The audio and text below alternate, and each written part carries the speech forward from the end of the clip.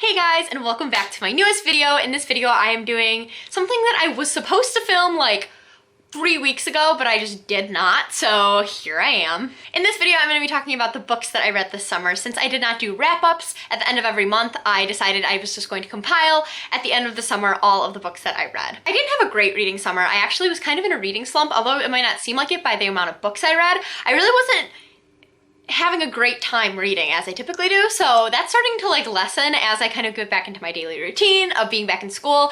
But yeah, that's definitely something to take into account when it comes to the types of books I was reading. There was definitely a point when I stopped reading a lot of the books I started because I was in such a reading slump, which I will talk about a little bit more later once I talk about the books that I was reading. The first book I read is Me Before You by Jojo Moyes, and I gave this book 4.5 out of 5 stars. The next book I read is A Court of Thorn and Roses by Sarah J. Maas, and I gave this book 4 out of 5 stars. The next book I read, of course, in sequence, is A Court of Mist and Fury, which I gave 5 out of 5 stars, and that is also by Sarah J. Maas, and let me tell you, this book was so good, and after this is when I kind of started getting more into a reading slump because nothing compared to it. It's a problem. The next book I read is Boomerang by Noelle August, and I gave this 2.5 out of 5 stars. The next book I read is The Archived, and I gave this 4 out of 5 stars. The next book I read is Milk and Honey by Rupi Kaur. Not sure if I'm pronouncing that correctly, but oh my gosh, you can tell just by my sticky notes and my highlighting in this book about how much I loved it. It was a 5 out of 5 stars, no question. The next book I read is The Unexpected Everything by Morgan Matson, and I gave this book 4 out of 5 stars. The next book I read is The Unbound by Victoria Schwab, which is the second book in the Archive series, and I also gave that 4 out of 5 stars. The next book I read is You by Caroline Kepnes, and I gave that book 5 out of 5 stars. It was really good and really creepy.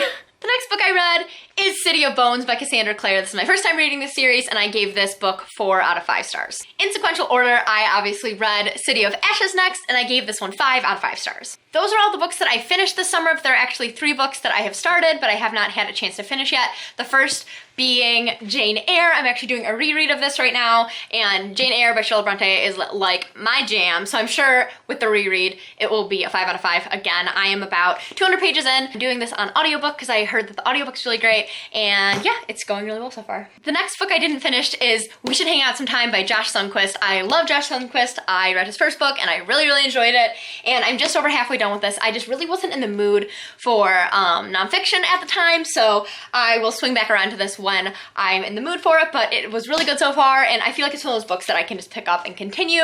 But yeah, it was really good. And the third book that I started at the end of the summer but did not get a chance to finish is City of Glass by Cassandra Clare. This is the third book in the Mortal Instruments series, and it's currently in my backpack, and that's why I do not have it here, but it's really good so far, and I'm enjoying it a lot. The story's progressing a lot, which I'm really enjoying. The last part of this video is I'm going to be talking about my favorite characters from the books. I was going to do just like my top 5 books, but it didn't feel like I could do it justice because there are some books that I didn't rate my top, but I really love some of the characters in them, so I'm going to do my top 5 characters from these books.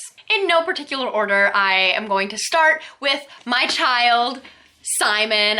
I love Simon, and if you've read the series, you will know why in book 2 and 3, why he is my child. I love Simon. He is just too pure for this world, and he's honestly so small, and I love him. I'm not going to spoil why he is my child after book 2, but he is my favorite. I love Simon so much. He is just too good for everyone else in this book, okay? The next character that I absolutely loved in this book is Clark from The Unexpected Everything. If you guys have read this book, you would know why I love Clark so much. He's literally my dream man.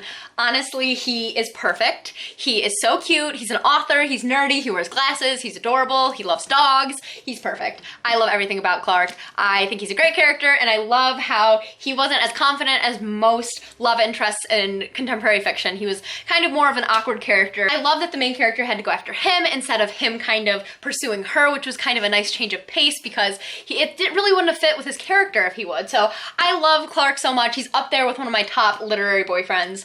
He is great. I love Clark. The next character who, if you've talked to me within the past 4 months, you know is my favorite, is Rhysand or Rhys from A-Conf, and oh man, I loved him in this book, which most people didn't, but book 2, let me tell you, I love him. He is my favorite. I mean, come on, he's a High Lord of the Night Court. I mean, he's my true love, let's be honest. The next character is actually two characters from the Archive series, and that is Mackenzie Bishop, who's the main character, and Wesley Ayres, who's kind of her best friend, kind of love interest, not really.